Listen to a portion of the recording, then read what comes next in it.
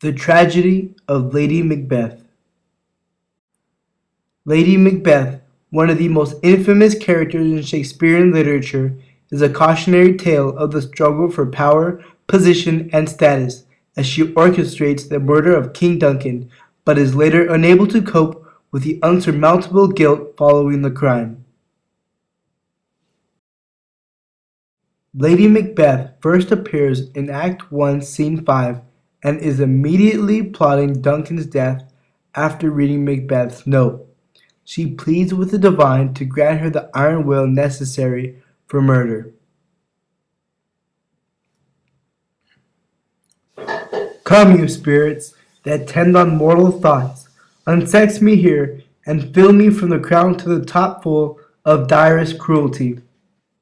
Although Lady Macbeth does not give Macbeth the idea to kill Duncan, she presents the king's murder as the only option if Macbeth wishes to attain the kingship, and even calls out Macbeth's manhood when he appears hesitant.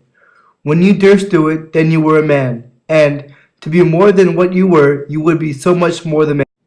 Therefore, Lady Macbeth promises to provide Macbeth with the courage he needs to make the witch's prophecy come true. Although Lady Macbeth seems to be ruthless while discussing the murder of King Duncan, it is proven that she is not, when she cannot kill Duncan herself because he resembled her father as he slept. She is unable to convince Macbeth to follow through with the deed on his own. After the crime is committed, Lady Macbeth comforts her husband, stating, "A little water clears us of this deed," but also scolds him for not placing the daggers in the servants' quarters, revealing her controlling, manipulative persona. Later, Lady Macbeth pulls off a faux feint in order to distract Macduff and prevent the other lords from seeing through Macbeth's alibi. This is the final step in Lady Macbeth's murder masterpiece, the last point in the play where she is in control and influential in the politics of power. Finally, Lady Macbeth is crowned queen. The careful plotting has paid dividends, but now she must suffer the consequences of her actions. Lady Macbeth's power over Macbeth and mental stability decline steadily from this point onward. Lady Macbeth's declining influence over her husband is most notable when she asks him what he is planning, and Macbeth replies, "Be innocent of the knowledge, dearest Chuck, till thou plott'st the deed."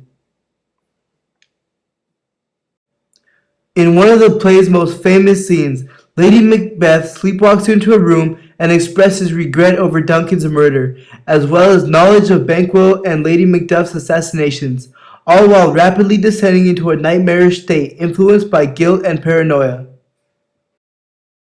Out, damn Spot, out I say. Yet, who would have thought the old man to have so much blood in him? Later, a shrilling scream is heard, with the doctor announcing Lady Macbeth's death. Nightmares of hell, blood, and damnation have engulfed the queen, culminating in her untimely departure. Life's but a walking shadow, a poor player, that struts and frets his hour upon the stage, and then is heard no more. It is a tale told by an idiot, full of sound and fury, signifying nothing.